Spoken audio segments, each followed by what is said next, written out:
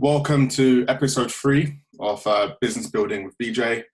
This week we're talking about how to utilize your personal brand in business. I've got 4 of us on here, myself. I'm going to open up. We've got Mark, Cuts, and we've got Elizabeth, we have Bola Sol, and I'm excited to open up the floor and really talk about how people can leverage their voice online in a time like today to build businesses. And we're going to look at what people have done in the past and what people are thinking in the future.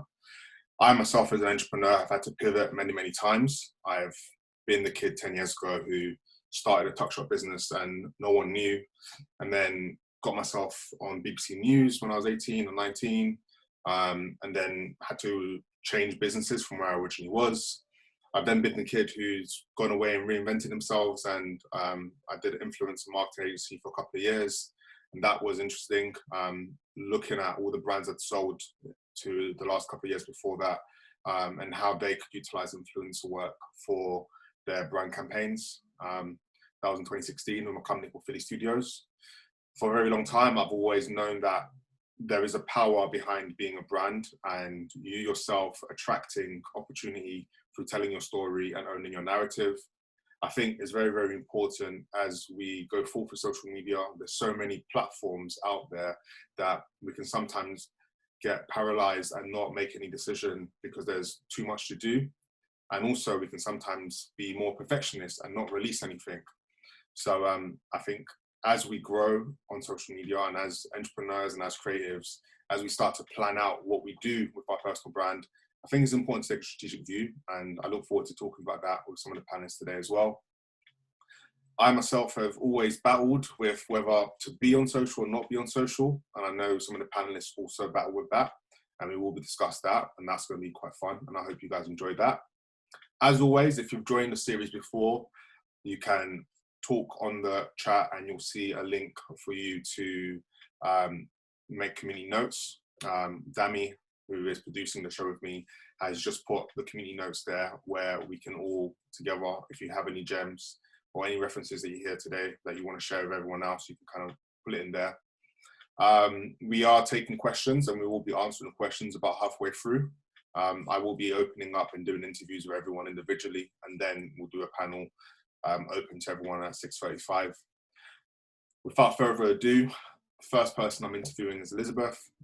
Elizabeth, if you'd like to come online, we will open up our segment.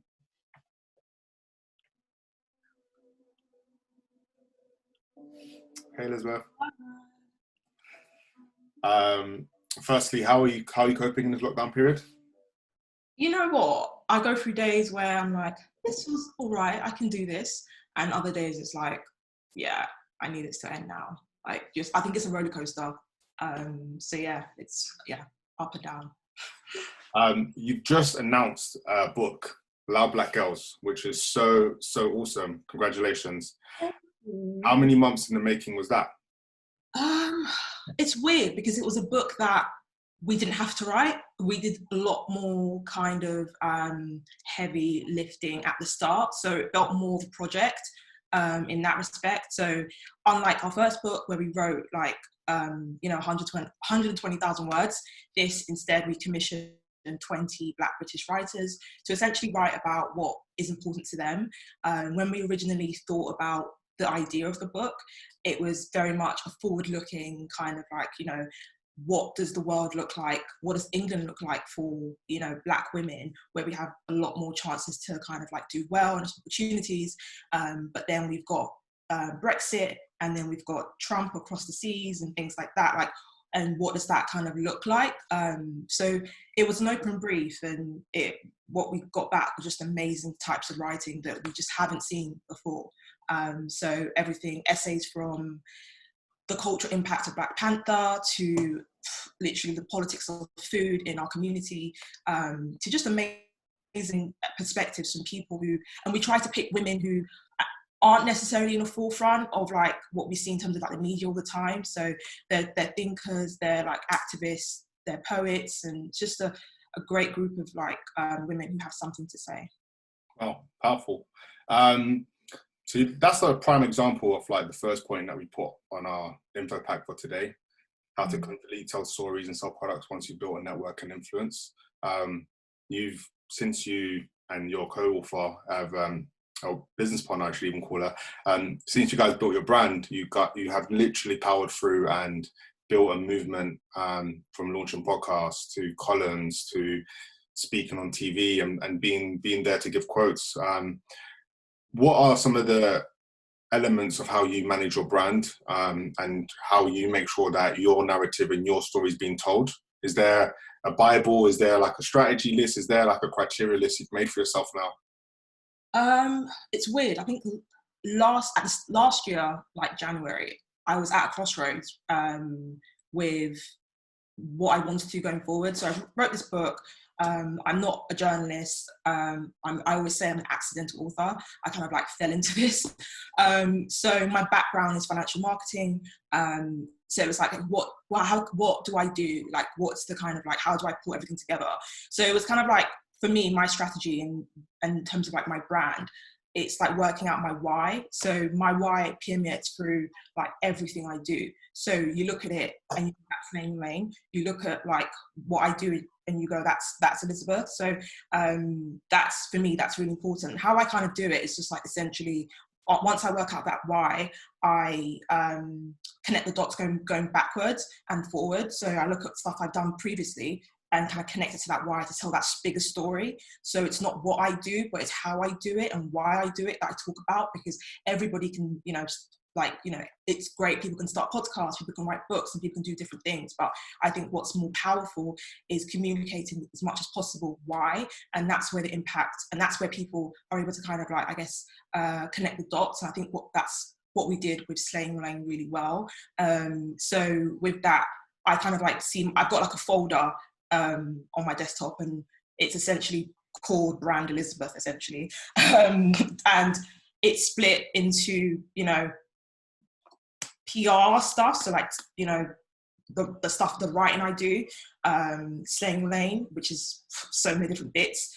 My FT column, I'm a brand strategist as well. So that is also a pot. And if an opportunity comes in, if it doesn't fit into any of those kind of like things, then there's no sense, that why isn't there. So it's not an opportunity for me. It's not going to further my mission. It's just going to, I guess, confuse everything. And I think in order to get cut through at the moment, especially with like COVID, like your network is important, but it's also about really, really having a strong story.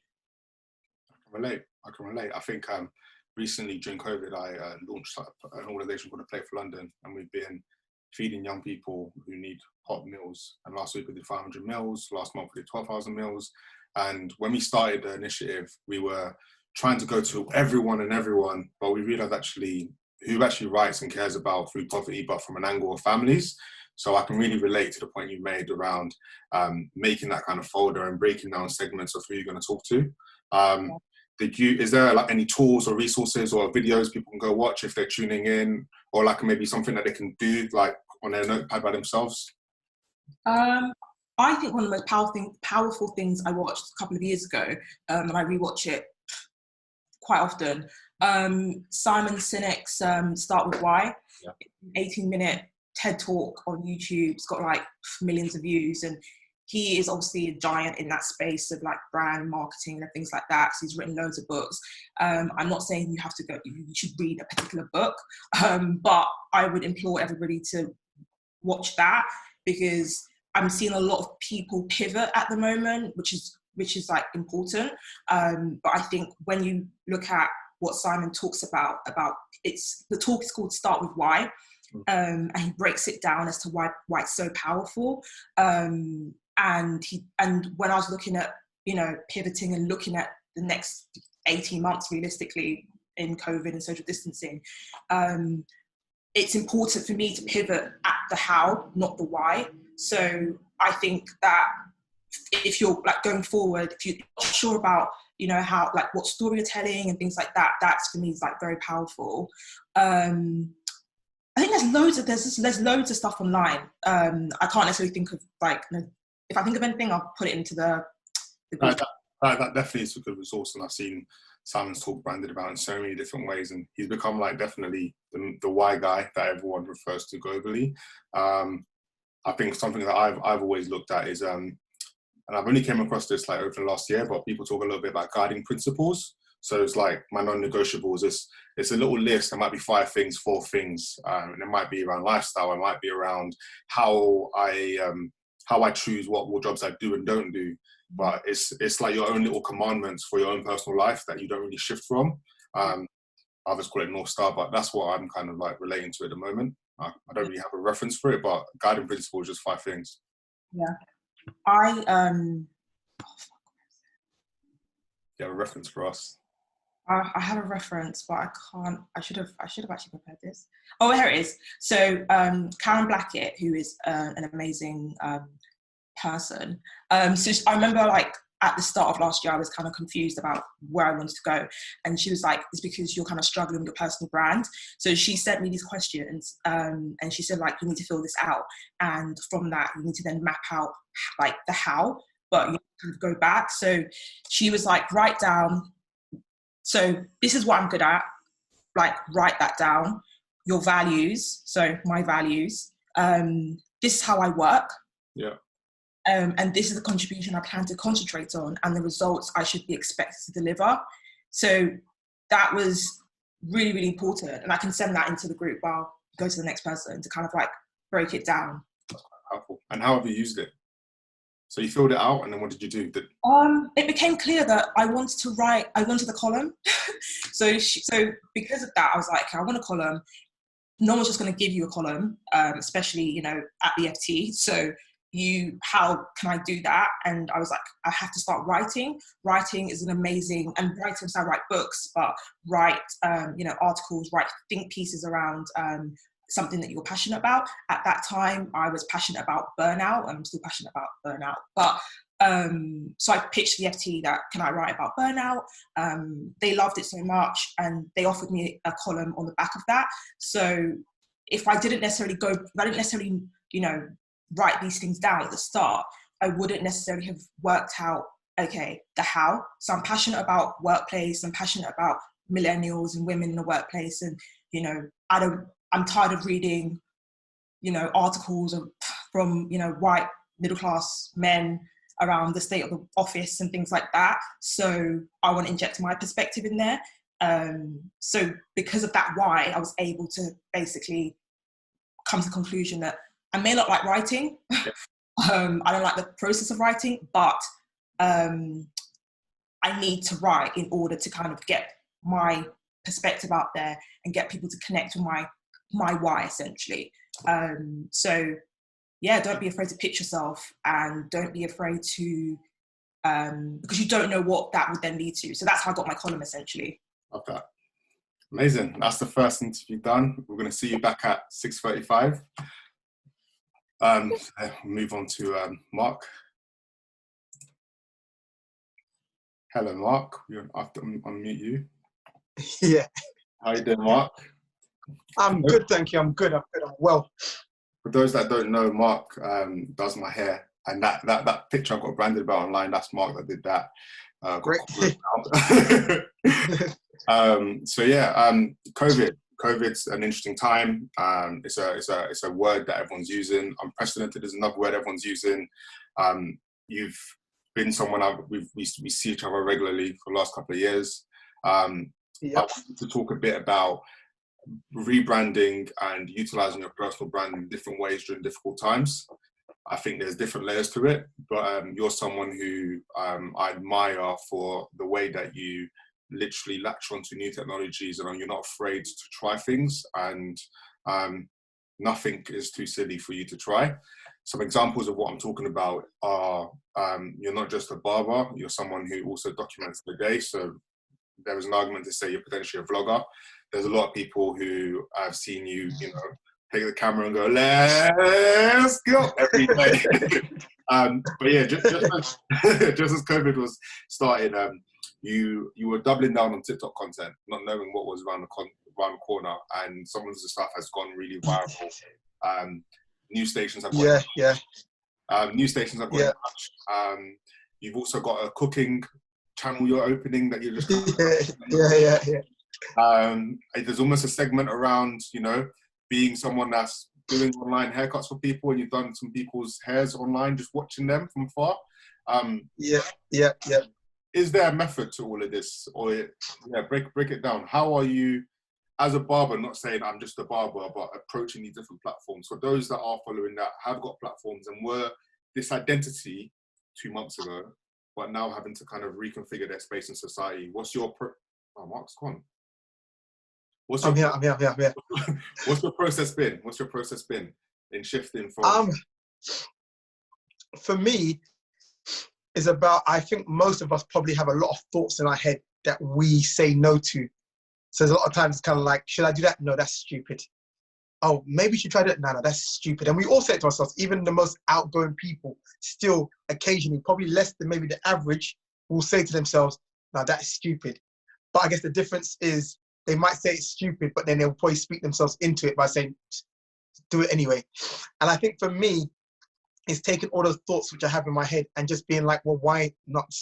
Like, you know, why not just do it? You know, some people have said, you know, like, I don't care to see your cooking. Don't watch it then. You don't have to, you know, or, you know, you're a barber, you know, some people be like, you know, why are you trying to do all this other like sketches and skits and stuff like that? You know, what's the plan? And it's like, you know what? I don't actually even have a plan for it. It's just something I'm doing. But, you know, then what happened with that was, you know, suddenly I'm getting these channels and these people contacting me talking about, you know, we've been loving the content we're seeing of yours. You know, could you do some content for us and do this for us and all these different things? And it's like, I'm not actually planning, you know, 10 years ahead. I'm just in the moment being like, there's something I want to do. Why should I not do it? And it doesn't have to create the biggest thing in the world, but a lot of times it's fun.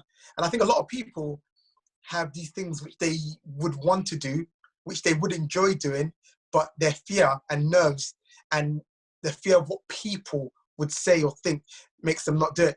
So for me, it's just literally just like, well, like, give me a good reason. Like, tell yourself this, give yourself a good reason as to why I shouldn't. And, you know, oh, because people don't want to see that. Well, then it's their choice to not watch. Like, I always have this main thing I always say to people, don't ever say no to yourself. Let them say no to you. Like, even recently with like these loans and stuff like that, you know, bounce back loans, all these different things, right? Sometimes you go to apply for a loan and you're like, oh, am I asking for too much? Oh, would they really accept it? And I say to myself, well, let them say no. Yeah. But I'm not going to say no to myself. If you say no, then cool, I'll drop it down then. You know, cool, you don't want to give me that much? No problem. Too much. But so much time we say no to ourselves instead of letting the other person say no. So I really home in on this idea of let the other person say no. You shouldn't say no to yourself. When did that start? When did that ideology of not saying no to yourself start for you? You know what's funny? I think it started. So I guess it's linked in. I guess it's two different things linked in together. So one, the thing of like just doing things, that has kind of been something I've done from a young age, because I was always wanted to be active. I always wanted to travel. And when I mean travel, I'm not talking about like countries, but like just like areas and stuff like that. So when I was younger, my friends didn't want to travel. So I'd go to youth clubs by myself, because I was like, I felt like a loner, even though I had friends, but I think I felt like a loner because my friends didn't want to do the same things as me. But I just never used to let it kind of stop me from doing stuff. But just kind of like, well, I really want to do it. So do it. I can relate to that. Yeah, so I think it's the exercise as well. So the more and more you do something, the more and more it becomes you. So then when it became especially a lot more important in life, as I got older, I had already had those attributes of kind of like, if you have to go by yourself because nobody wants to go with you, you'll go by yourself. And then the whole thing of like not saying no, this I think only probably came in, you could say it, consciously, definitely in the last year, where I consciously said to myself, and I say to people, don't say no to yourself. I think it's just a thought process, but I just think maybe I caught myself, you know, saying, oh, no, I shouldn't do this. They're going to say no. They're not going to really accept that. They're probably going to, I just remember, I think it's because I was giving someone advice, and in giving someone advice, a lot of times you're giving yourself advice. Yeah. And I think that's like, it just came for me. I was just like, yeah, don't like let them say no. Don't say no to yourself. Talking about advice, we were talking about shaking up culture from the barbershop days. I'll come in, I was quite young at the time as well. Like, and I'd be like, oh, I'm just doing this now, Mark. I'm doing this. And we had these big conversations about business, about assets, about loans, about family, about plenty of different things. Never really football. You're an Arsenal man, but that's a conversation for another day. But on that point around conversations, you always, used to record yourself in the shop and have people come in, and you called it shaping up culture. And you ended up writing a book in the end, and that book was released. Exactly. So talking of advice, that's available in Waterstones. And Amazon and my website, slidercuts.com. Great, love that. Talking of advice, for those who are looking to start their personal brand or already had a personal brand they were building, what are some of the things that people need to have in place on a consistency level? So one thing noted right now, you're talking to us right now, you've got a ring light behind you. There's a consistency to the content you put out. Is there things that we can take away right now as we're trying to grow our personal brands that we can be doing that maybe you just do off the fly, but you recommend everyone should do just as a given? I think, clear lighting is always great. Just like clear lighting. An up-to-date phone. Like, I've spoken to people where I've had to say, your phone is like 6 models back. You're saying it crashes. You're telling me, oh yeah, I can't record. And I say, so why don't you invest in a phone that works properly? So it's working machinery, basic things that seem basic, but some people don't see investing into their equipment as something important. But if you want to start a personal brand, clear lighting, have a working phone. Ideally, if you can have a good camera, it would be, a phone with a very good camera, but a working phone. And I feel like you don't have to work out everything before you do something.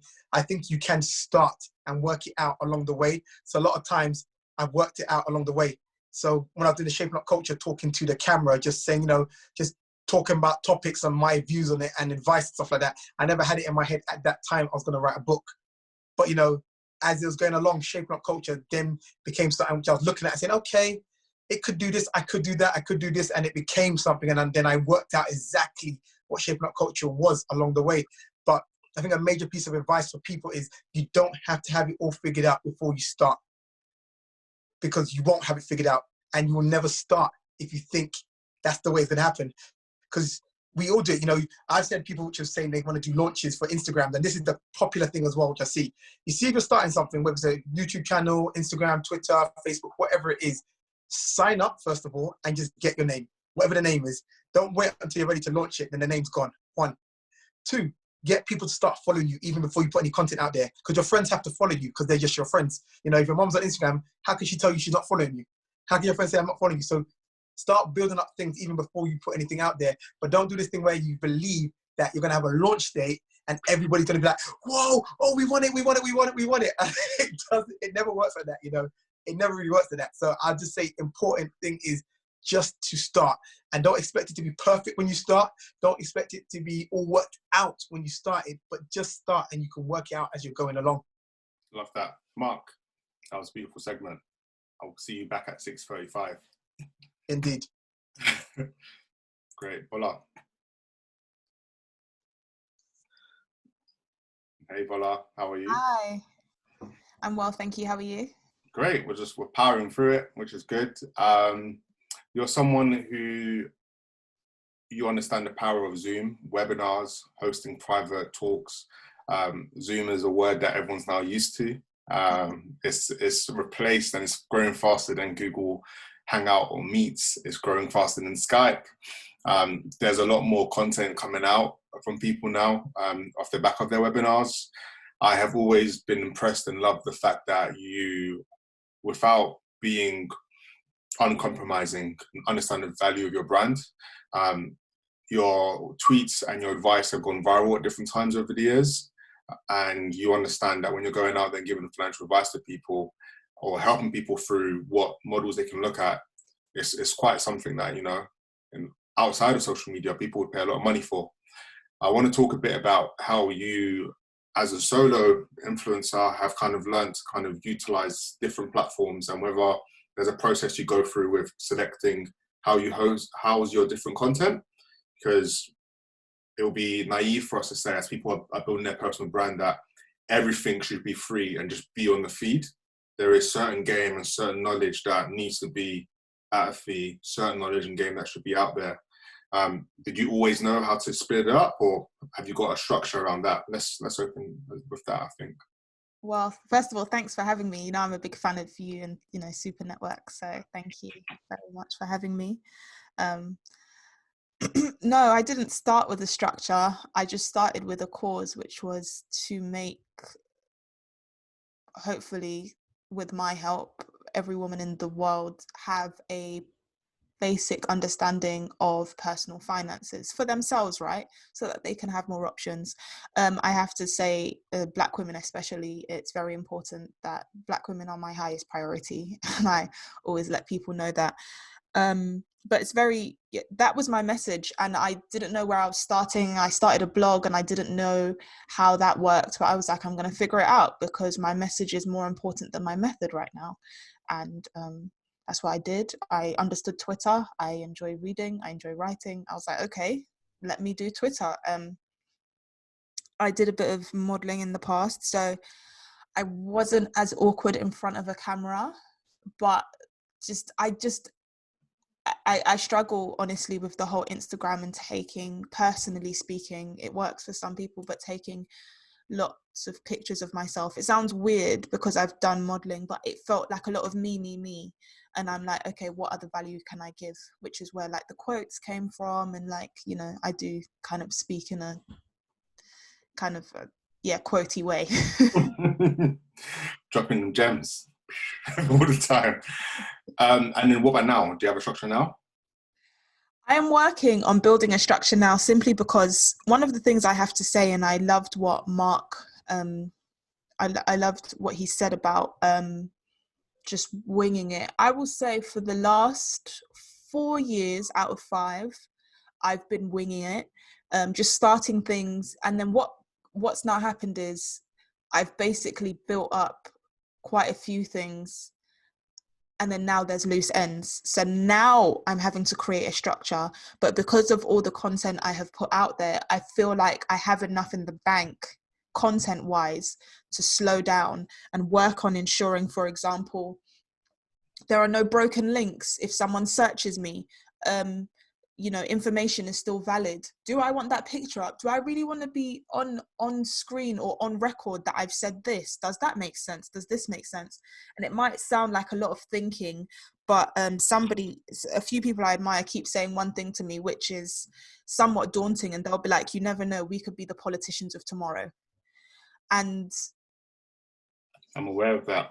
That somewhat sticks with me, that in 2030, if you've had an account that you've had since 2010,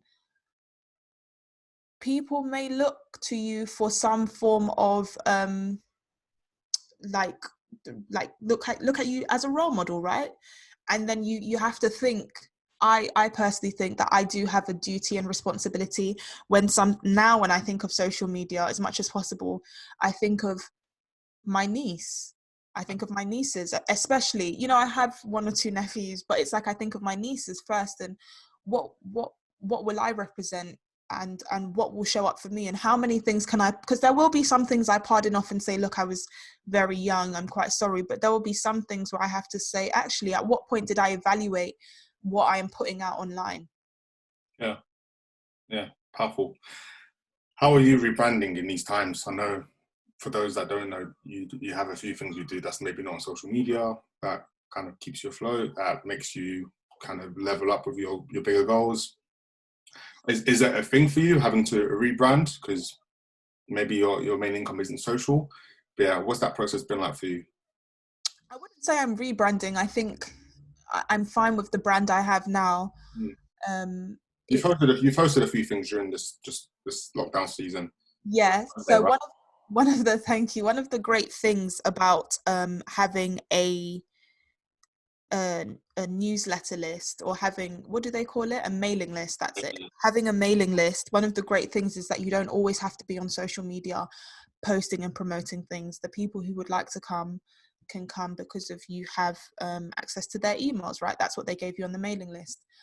So it's important that you build your network online, but you also build somewhat of a, not offline network, but you know, not for social media network. So it's now like I'm just pivoting across platforms, and yeah, there's definitely no rebrand. It's just more being more intentional on the internet. That is very important to me, because right now everything is screen galore. There's a screen here, watch this, watch that, and now I'm like, okay, you know, let me be more intentional so that my whole time isn't spent on a screen. Because anybody who, you know, has to spend time in front of a screen daily, and then you look at your phone to maybe watch Netflix and then something else, it can get a bit much. So now I'm like, how am I spending my screen time intentionally? And that includes my brand. I can relate. I think we spoke about this a few times during this lockdown period. But yeah, waking up, I try to have at least 2 hours of no screen time in the morning. Only time I look at the screen is just to put a playlist on. And then... That is really amazing. 2 hours. Oh my gosh, you've put me to shame. The first thing I open is the Bible app, but that's where the plan is. Like, that's, you know, I take the Bible plans. But okay, tell me more about your morning routine. So yeah, like wake up, whether it be 5, 6, whatever time I wake up, like it's 2 hours minimum. Because it just takes a while for my brain to get up. And I don't want to just jump back into yesterday. I need to be today. Work out, make notes, got a journal always next to me, my thoughts and plan for the day. Go for a run or a cycle. Be a geek. Here's my journal next to Yeah, Mark's been inspiring a lot of us that follow him to kind of just do a little run whenever you can, and so have the Run for Heroes a lot. But yeah, from about 7 I lock in and I do work until 10. No phone calls, because I know from 10 o'clock until late there's phone calls. I've got a phone call after this and a phone call after that. So today's going to be 8:30 of screen time from 10 to 8:30. So this during the day I try to also walk away for dinner and lunch. Whereas before lockdown I'd sit down maybe and watch a Netflix or watch a YouTube. But now I'm like, let's go get some fresh air, or let's walk around and do something different. So it's a process. I'm not perfect, but you know, it's a process. Yeah. From a kind of next steps perspective, as you kind of grow and you do the rebrand. Remember, I told you I'm not doing a rebrand. No, not a rebrand. Sorry. You get your house in order, because you said you're now... Yeah, I'm getting my ducks in a row. Yeah, you've been talking about getting houses in order. Sometimes us as people who are on social media get a bit scared to kind of give our passwords away and build teams out. Is there things that you're thinking about and looking at when it comes to what's personal and then what's business, and how do you separate the two? Yes, I'm actually sitting down with a marketing coach right now who's helping me separate. Because one thing I'll say, and this is obviously to participants or attendees, is one of the traps that I got myself into is becoming heavily affiliated with my personal finance service, right? And what that now means is there are certain times where I could be in certain events where I just want to be personal, whatever that means in that capacity, and I can be approached for something that is professional. But when you make professional and personal kiss each other like this, people cannot tell the difference, and that is nobody else's fault but mine. I was like, woo, I'll be there, I'll be the face of my brand, and then when things go a little haywire, it's, oh my gosh, now I want to pull back, but what does that mean for the service that I provide? So that's really important to think about. And it's a tough one, because when you think about it, like these days, so many people tell you to like get in front of the camera with your brand. So, but it's about creating boundaries for yourself, right? So there's certain things that I will create boundaries for that just personally work for me. So for example, if there's somebody actually had a chat with me yesterday and I gave it a half an hour slot and it got to 35 minutes and I just said, look, this was really amazing, but I need to go. I had carrot cake in the oven. You know, my mum wanted to chat to me and I had to set that boundary. Otherwise, my mum was going to be like, where are you? And then my carrot cake would have burnt. But regardless, we should all set boundaries on an emotional level, on a professional level, on a personal level. It is key. Love that. I'm looking forward to diving into all of that with the rest of the panelists. So if the rest of the panelists would like to come through, guys, if you're watching and you have any questions for the panelists, please send your questions in. I've got a few warm-up questions, but yeah, the Q&A is live and ready for everyone to jump in. If Elizabeth and Mark could join us. Hey everyone, how did you find that? It was quite interesting, like having these like little talks and little intimate moments. I want to keep that up for sure. I suppose question for all. I was listening to a leadership podcast last week, and there was something around being famous versus having influence, and there is a difference. A lot of times when people see the headline that we put today, how to utilize your personal brand in business, you know, that could mean a lot of things to different people. For some people, it's about how do I become a thought leader and become a columnist. For others, is how do I become an influencer and get paid. For others, is how do I grow an audience and build a business. For others, is how do I grow an audience and be able to live remote and do what I want when I want because money flows. What does being an influencer, what does personal brand and what does fame mean to everyone collectively? Because I do think there's a difference. Elizabeth, we can start with you, and then maybe Mark or Bola, anyone can jump. Such a tough question. I can't lie. I'm like, I've got my pen and paper down, like personal brand, fame. Let's just split influencer and fame, because I think sometimes people confuse the two. So, I don't know, for me, it's all about the work. Like I always say, like with everything I've done after, like since the book came out, was not, I didn't write a book for like to become an author or to become a writer or to become like anything that I'm associated with now publicly.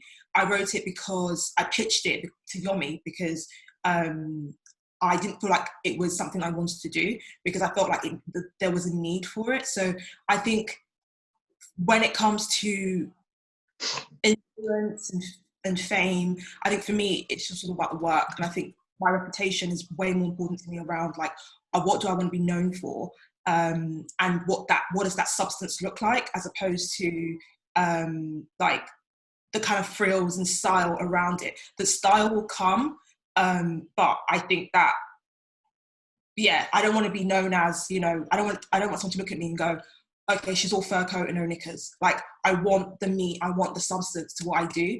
So if I'm advertising something around like, I don't know, I can only speak to my experiences, but expertise is really important to me. I think sometimes at the moment with influencer culture, there is, yes, it's great where everybody can share information, but there's also like a mismatch with, personally, that I've seen with expertise and the real people who actually, because if you're not that visible, then you are penalized for it. So there's a bit of, because when someone's looking for someone to talk about, I don't know, like girls doing workouts on a Monday morning, you need to be, you know, visible for a PR, a journalist to kind of hit you up. So there is a balance that I strike as much as possible with things I do.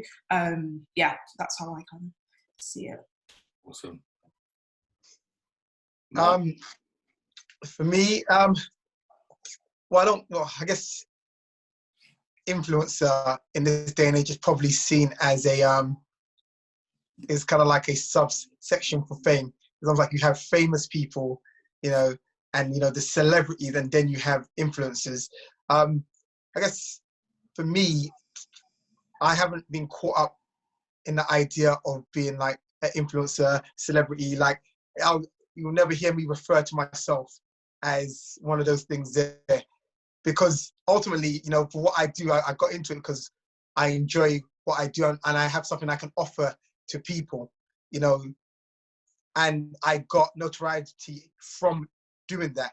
I think if you stop focusing on the thing which even got you to where you're at, and then you start focusing on this kind of like futile thing, this kind of like thing that's really just like gas, it's not really, it has nothing to it, you cannot grab onto it to be like, you know, well, you know, you're famous, you got some limelight or whatever it is. I think then you start losing, what do you call it, as Elizabeth said, like the substance of what you actually had.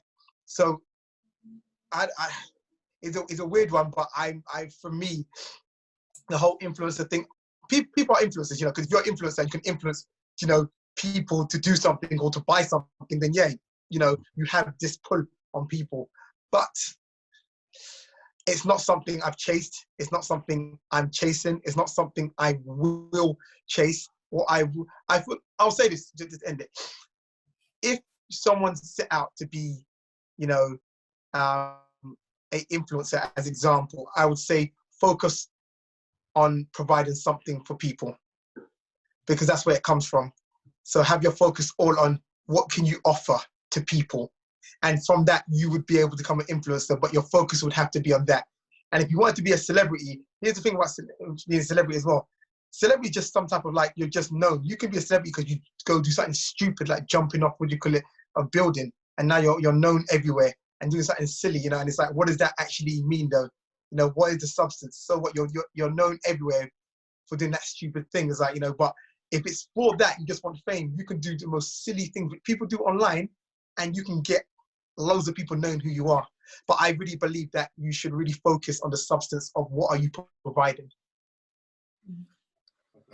Yeah, that was an amazing answer. I was gonna say, like, I think about influence and fame, and with influence I say, what are you influencing? And with fame, you have to ask yourself, what are you famous for? Because with fame comes influence, and with influence, fame is optional. You know, to anyone, someone in your family or someone who lives across the road from you could be a positive influence for you to go for a run in the morning, but that doesn't mean they're famous. So yeah, fame and influence, it comes hand in hand. But I'd like to ask myself, okay, if people recognize me, what is the thing that when they come to speak to me, what do they say? You know, do they say like, oh, for me personally, I do prefer things that have to do with personal finance if they do come up to me, as opposed to something not related, right? Like everything has to go back to the center of your mission. Oh, I love that. I appreciate that, guys. So we're going to go into the questions that the audience has kindly submitted in. You don't have to all answer the question. If it resonates with you, you can answer it. If you don't have an answer, I'll happily answer it with my experience. But yeah, let's go.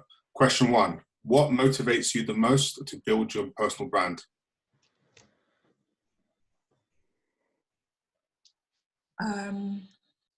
Drake's, there's a very powerful quote by Drake. He said, as long as the outcome is income, I'm joking. I was ready. I was like, where's this guy? I heard Drake. I was like, what? Oh man. Wait. All right, cool. What were you going to say? No, money is important. So as long as outcome income is part of a motivator, can't lie to you.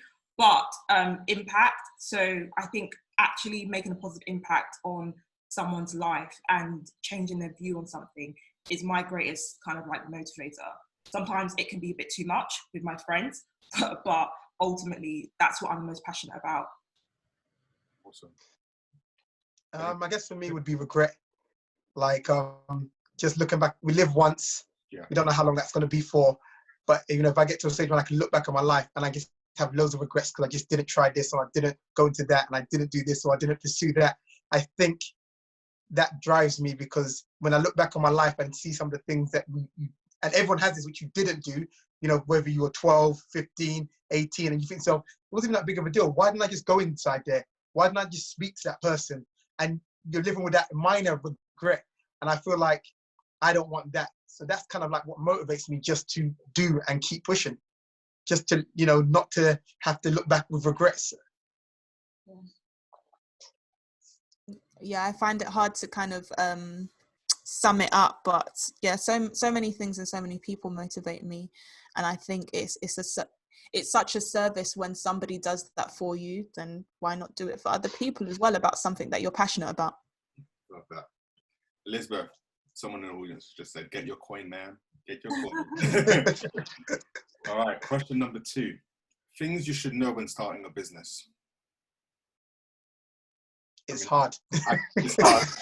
It's not simple. It's not simple. Like, yeah, I think one thing which I'm not gonna ramble on about it, but I think one clear thing is that it's not simple, it's not easy, it's not straightforward and it's not overnight. Because if people think because they have a great idea, it means that tomorrow, this thing should blow up. But great ideas are like seeds and they get watered over time and then they grow. It's not always kind of like, tomorrow, bang. And people love to use examples, but look at this guy. He was a nobody then, and then suddenly he was a somebody. They take like the most kind of like the few examples of business where someone, you could say, which I don't believe in, had an overnight success, which I don't believe in anyway. And they use that to, to be like the reason as to why it's going to happen for them. So I just really believe people, you should know, if you're not in it for the hard work, you're not in it for the long nights, you're not in it for the longevity of growing a business, then I'm not going to say you shouldn't be in it, but you should question whether or not you should start. Wow. What I'd add to that is, there's a great saying from one of the founders of Airbnb, and it's the fact that a lot of people, since Facebook blew up and all of these digital businesses have blown up, we all think that, we're going to get 1 million users or 1 million fans straight away. And it's something as simple as not finding everyone to just passively like your brand, but finding 100 people that love your brand. When you get to that level, you're able to get your product tested faster. You're able to somewhat get some regular revenue and test and know that the idea works. But more importantly, you're able to start to build a community, because ultimately a brand needs to be stronger than just the local friends you have or just, your personal friendships and what you want to do. It has to go deeper with real people who are actually using what you're looking to do, not people that are one-time purchasers. So try to see if in whatever industry you're in, how you can get that kind of small data point and work more deeply, because that's going to help you grow. And also you can go and, buy Shaping Up Culture by Mark. It's a really simple read. I wouldn't plug it for no reason. It is a simple read. I like it. I'm going to buy Loud Black Girls as well. I'm going to buy that book as well. See. You actually, funny enough, my wife was actually in your last book you done. Oh my God, yeah. My wife was in that book. No, she's super, super amazing. Okay. Question number 3. What is the best thing you've gained from building your personal brand? What is the best thing you've gained from building your personal brand? I can honestly say it's relationships. You just meet so many amazing people. Like I said, even before this panel started, I even love being on panels and I'm like, oh my gosh, yeah, like I love that point. Or obviously I'm a fan of Slider Cuts. I'm a fan of Slay in Your Lane. A few people I know and some family members actually get their hair cut with Slider Cuts. So although I grew my hair back, I cut my hair 4 years ago. I would have come to you back then when I was level 1. It's all grown back now. If I decide to do a big chop again, I'll be back in your chair. Literally, it's just the relationships. There's nothing like it, and there's nothing like that feeling of maybe someone relating to your story or having their own story. So I've shared some stories about like my dad passing and him not having life insurance, and people really coming to like tell me about what they're going through with their parents and life insurance. That's just one example, but building relationships with people, hearing other people's stories, it's such an amazing experience. It inspires me in so many different ways. It humbles me, it motivates me, it makes me think, okay, there's more I can do. So yeah, Love that. Anyone else want to jump at that before the next question? What's the best thing you've gained from building your personal brand? I would say being in the driving seat in my life. Like I used to work for a bank and I enjoyed it. I really did. And I think over the last couple of years, I think what I enjoy the most is being in the driving seat of what I do every single day. And that is such a powerful feeling every day, waking up and knowing that it's in my control as much as possible to kind of like author what this day looks like, which has its own challenges, but I think ultimately it just means that I can create a life that I never thought that I was going to be able to create. So I think just being in the driving seat of my life, essentially. Okay. Mark? I mean, I don't know, you built a personal brand. You build a personal brand so big that you no longer have to work for someone, and you build your own business. I think that's something that's quite commendable. Well, yeah, no, it's good. It's good. Building a personal brand is good because, I guess, your business is based on you. But I guess the bad thing about having a personal brand is that the business is based on you. And even, and in recent times, in the last half a year, I've been trying to get my brand to the point where it doesn't have to involve me, because I would like to have a business that if I wasn't there, it would still run. And that's what the challenge has been, where it's been my face so much in the, in the camera. So it's been a great thing, because, it means that, everything lies on me. If anything goes wrong, I know it's on me. But now, as I said, in the last year, it's like, take away that vanity thing about, yeah, great. People know my face, all that kind of stuff there. It's about the business now. How do I get a functioning business, that runs without me there, or me and the camera or anything like that? And that's where I'm at. So it is a great thing. You get so much from it. You can do campaigns with people. I've been in adverts, billboards here and there with different things. And, you can, when it's based on you, I guess there's so much that comes from it. It's almost like, there's so much branches that come out of it, from connections to people to business opportunities. And these are the really, really the good things. But as I said, I am trying to make it like a business that's not like based on my face. Okay. Open question for everyone. This is question 4. What is your advice on your journey towards writing an ebook before 25? What is your advice on my journey towards writing an ebook before 25? So someone wants to write a book, they're not 25 years old yet. What's your advice? My advice would honestly just be write as little as possible, often as possible. Because yeah, I was working full time when I wrote the first book, and it was horrendous. But it just meant that if I was on the train, I would write, just a couple of words, like, a couple of sentences. So I would just say all those little things add up.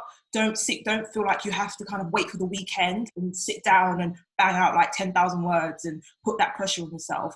I would just say it's just a little bit every day, every other day, as often as possible. Genuinely makes a huge difference. I would not have been able to do it when I did working full time without doing that, essentially. Amazing. We've got quite a few questions, by the way, guys, but yeah. Sorry. Yeah. I was just going to say, I actually wrote an ebook before 25. I sold like 100 copies and then took it off because I was like, this is too much, guys. But, and also like, I was just like, hey, just kidding, just writing down my thoughts, please.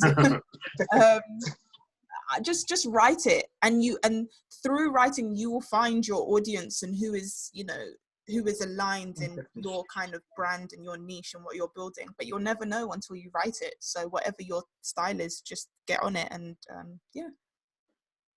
I would just add one small thing to say that, like, I wrote my book on my phone, and I wrote, I write it on the bus, on the train.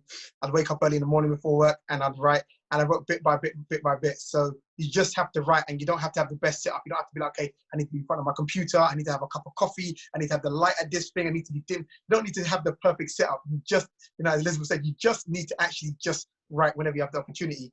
And the last thing I'll say is, there's someone I know who's actually just written a book about self-publishing a book, and they let me free read it, the whole thing, and it's actually amazing. So whoever asks that question, if you send me a DM, this book is coming out next week. It's actually amazing, step by step to self-publishing. Her name is Casey Alicia, and I just thought, wow, this is amazing. So whoever asks that question, send me a DM, and I'll send you the link to where it's going to be out next week, because it's actually amazing. It's an amazing book. Okay, can we actually send it in the post and survey to everyone? If you send it to us, send it to everyone else. It sounds good. Yeah. Next question, this is directed at Bola. So Bola talked about creating boundaries between you and your brand. I use LinkedIn as my main medium for putting content out. So it's tricky to remove my face from my personal brand, practically speaking. What is the best way to achieve that separation? Obviously, anyone else can answer that if they want, but what is the best way to achieve the separation of removing their face from their personal brand because they're mainly on LinkedIn? Removing your face from your brand is quite difficult, but it's not impossible. Maybe you could look at getting some ambassadors in, potentially, but ensuring that you understand your message and the undertone of what you are building, because what you don't want is to potentially get other ambassadors in, or send out the wrong message. So just make sure that you know your tone and what is the mission that you are really trying to showcase to the world. Because there's some successful people, like I didn't know Phil Knight was the founder of Nike till I read Shoe Dog, right? And not every brand needs that. I understand we're in very different times, but not every single brand needs to have a face out there.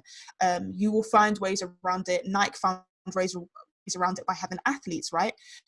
You can find your way, but just I'd say through this time where you feel like a lot of people show their face for their brand, don't feel the pressure to succumb if you know that is not what you want to do. If you are 100% sure that's not what you want to do, then go with your gut, and just continue to push out there through LinkedIn, and maybe get some LinkedIn experts to help you, some marketing experts. I'm sure there's people who'd be willing. Amazing.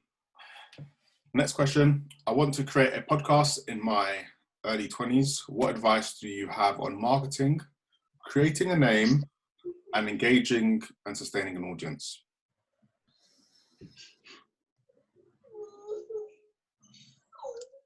I guess, okay, I'd say I find that simple names kind of are best. And also I think sometimes we can overthink names, because sometimes if we look at some of the big brands in this world, like, do their names sound like that great? But because of the quality of the service and the product they put out there, we got to know that name, and that name now sounds great because of the service and whatever they put out there. So I think we don't always have to worry about, is this the best name? You know, I don't know, Nike, you know, Adidas, Reebok, Gucci, Louis Vuitton, you know, John Lewis, you know, like, can we say any of these names are kind of like, you listen to that, you think, oh, that name is like, you know, is catchy. It's just a name, but we know them for what they do. You know, so I'd say, you know, you don't have to focus that much on it, but, you know, focus on the product you're going to be putting out there, which is the podcast. Is that actually quality work, what you're putting out there, what you're saying, you know, is it engaging? And when it comes to promoting, I have this thing of like, put it out, put it everywhere. Don't say no to yourself, let them say no. So send it to WhatsApp lists, to people on WhatsApp, let them block you if they want to block you. You know, put on your Instagram, you know, tell people about it. If you know me, right, when I'm on the street, if I'm selling something and I see you on the street, I'm selling what I've got on me. So when I'm with my books, I have my books in my bag all the time, because if I see someone and we're talking, I'm like, oh yeah, I've got my book on me right now. Yeah, you can buy it right now. And it's like, why not? So when it comes to marketing, I think there is strategies online that you can use, but also don't neglect the basic things of, like, I meet people who have businesses and products who I've spoken to you a couple of times and you've never mentioned it.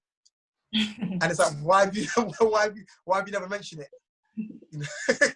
It's not, you know, it's not good. You know, even if I don't mention what I do, you know, people ask me because I've always got my t-shirt on. Like, anywhere I go, church, my t-shirt on today as well. You know, church, events, whatever, wherever I go, unless it's an event which I'm not really allowed to wear it, like, you know, a wedding or, you know, that type of thing there, I will have my thing on, right? So even if I don't say nothing, people ask me on the street, oh, what's that? What, are you a barber or something like that? And I'm like, oh yeah, yeah. So I'd say, if you're going to market, don't be afraid to put it out everywhere, and don't say no, that's not going to work. And no, will they like it or will they say no? Let them turn off, let them say no. Like that. It's beautiful. So this is a good one that we've just got in. What advice would you give on getting out of a rut when you may have battled imposter syndrome and or low self-esteem in the past?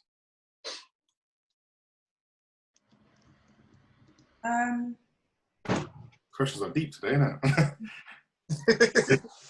And you know what? I understand why, like, imposter syndrome and getting into a rut, because putting yourself out there is so scary. I'm scared. Like, that's why I don't tweet. I hate tweeting, because the day someone quote tweet me because of something I've said is the day I'm gonna die. Like, I actually have no time. So I don't understand where that imposter syndrome come from.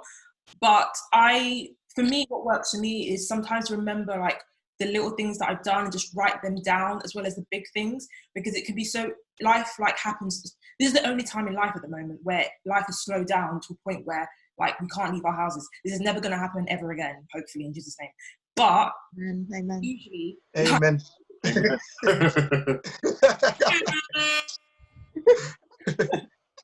but usually, like, you know, 100 miles per hour. Like for me, I don't even take stock in my achievements. I go from one thing to another. I'm always thinking about the future. So you never really like have time to slow down. So I would definitely say like practical things you can do is to write down things you like about yourself, write about things that you like doing, share that with people who care about you, and like communicate how you feel about it. I know it's not always easy, but for me, I've always found that when I'm nervous about, you know, putting myself out there in a particular way, having a conversation with someone who cares about me and cares about my journey, but also has seen me before staying in your lane, and can reassure me about how far I've come, and those things actually make a world of difference. So imposter syndrome happens with everybody. Like it's you're not, you know, weird for feeling like that, or it's a barrier, but it's like a muscle. You keep working on it, it will like loosen up, and sometimes you've got to work on it like a bit more than others.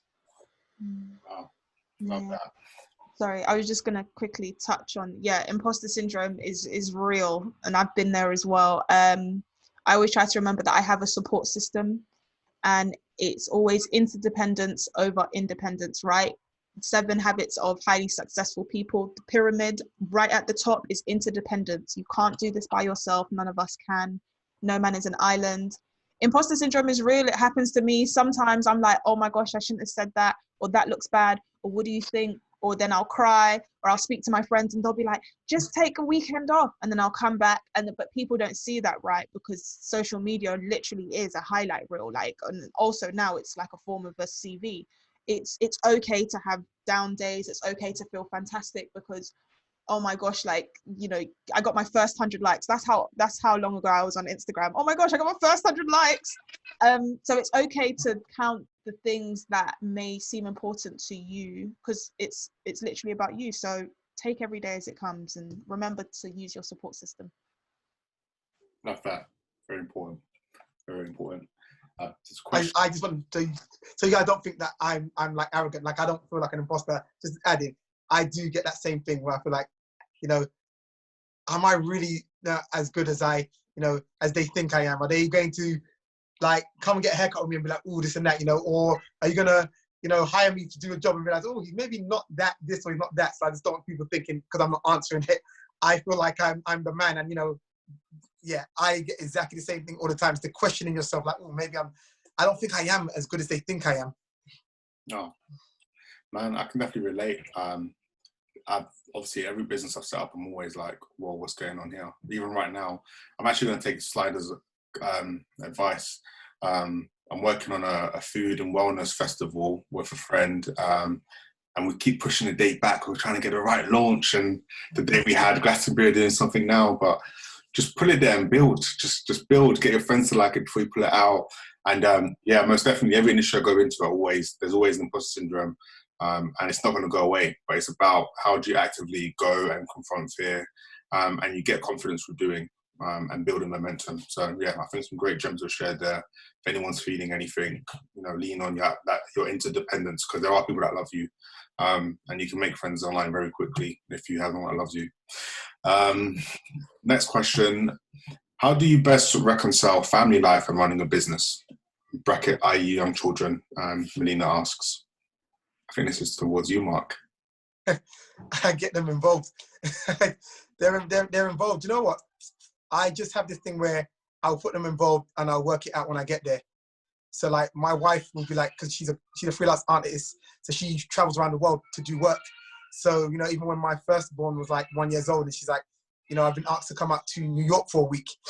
You know, how you can do that? And I said, don't worry about it. I'll just do it. Then, you know, just go. I'll sort it out. Then I just have to work it around. I just have to make it happen. And then, you know, I remember she went like 2 months. Like she was here for a week, gone for a week, here for a week, gone for a week. And I had my son. And you just, when you're put under pressure, you start finding all these resources. Like I remember like my brother-in-law's mother-in-law helping me out. And then I remember having help where it's kind of like, okay, so I brought my son to work. Okay, he's with me for a couple of hours. Then my friends come and picked up my son to take him to my mom. It's just like, you just work out things. Even recently, my wife had to go away, and I got 2 children now, and she had to go to New York right before the the breakout, and it was like, she's saying no, that she can't go, and she's like, how am I gonna do it? She goes, oh, maybe I just have to take our newborn because he's like at 9 months old. I'm like, don't worry about it, I'll sort it out. And then then once you said that, you now have to work it out, because obviously the priority is you're not going to leave your kids on the street or your kids starving or by themselves. Well, hopefully you won't leave them by themselves at home, and you just kind of make it work. So for me, I kind of use them as a thing of like, they're the priority. I have to make my work around it now. And that's how you do it. You see me, if you watch my things, you see me trying to do workouts, and my son, who's 3, always jumps on my back. He won't let me do push-ups. He won't let me work out. But then my thing is, just get them involved in it. Tell them to work out with you. And, if you only get 3 push-ups out, it's more than doing nothing. Because the alternative is, the alternative is, without putting your children involved, is that you don't do it at all. And I always have this saying that something's better than nothing. So it'd be better to have done 3 push-ups than say, because my children are here, I'm going to do 0 push-ups, or wait till they're not here till I can do 10, because now you've done 3 more than 0. So that's the reason why I just kind of like make them the priority, and just work it out, squeeze them in, not squeeze them in, but, work around it. When you're building a business, work around it. Take them to meetings if you have to. I've done it, I've done it. I've had my son on my back while I'm cutting hair. True. Just because, I can see it as, this is what you got to do. You start realizing that when you overthink things, a lot of times you don't end up starting something or doing something. Sometimes you just have to be like, we will work it out. Come along. Love that.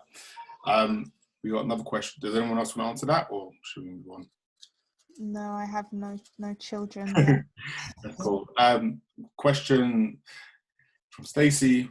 She says, I love the idea of creating folders and referring back to your why and where it fits in with your brand. Are there any more tips around staying consistent and focused on your target audience?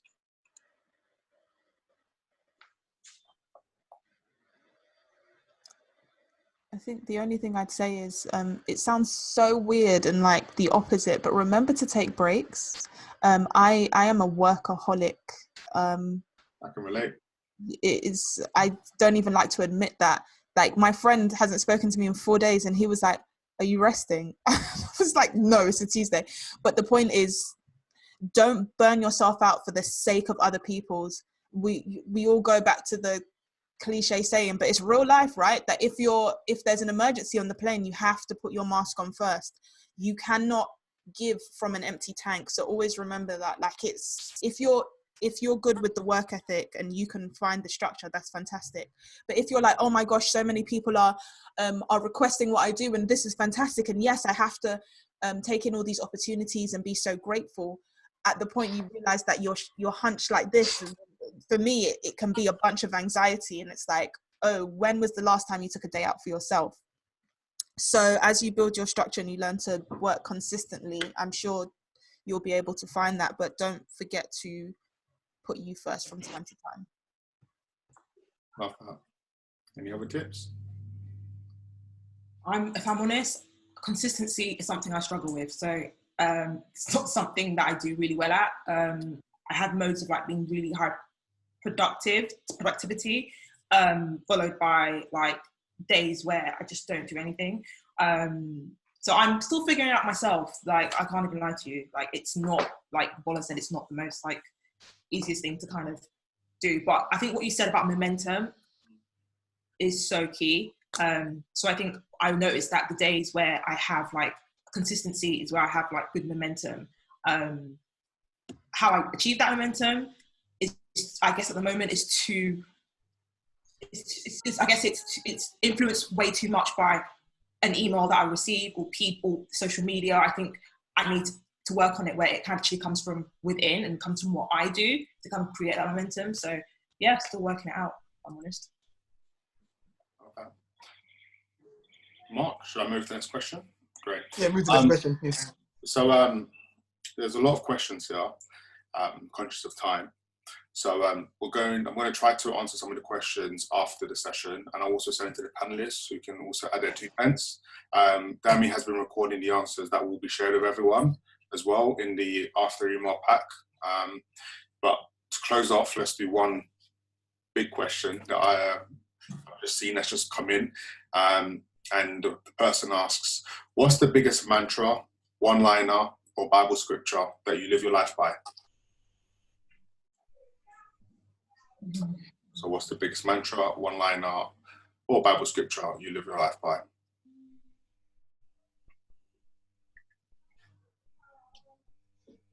Work like God is your boss. And it is a Bible scripture where it says, don't work unto man, but, work unto God. And the reason why that's even my thing on my Instagram is because I said if your boss was next to you, he or she would always get the best out of you because you'd be on your best behavior and you'd be, sucking up to your boss as well because your boss is there. But if, your physical bosses are not always going to be in front of you, but if you see it as God is always around you and you acknowledge that, then you can't skim off, you can't cheat, because that's what's always been in my head, that, oh, well, God's watching. So if it was to cheat a person, I might have got away with it with that person, but I didn't get away with it with God. So the idea of just working like God is your boss, that will get the best out of you. Amazing. Yeah, Colossians 2:23.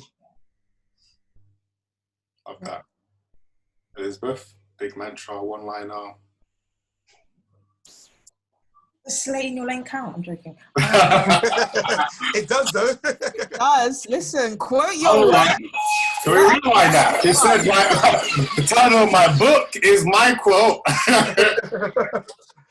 No, in all seriousness, it is slay in your lane, because I always say, like, life is full of so many distractions and you have so many things, so many people telling you, trying to influence how you should be. I work in, advertising and marketing, and my job is essentially part of that, to act like, I hate to say it. So, working out what your lane is and then slaying in it is something that I just believe so important.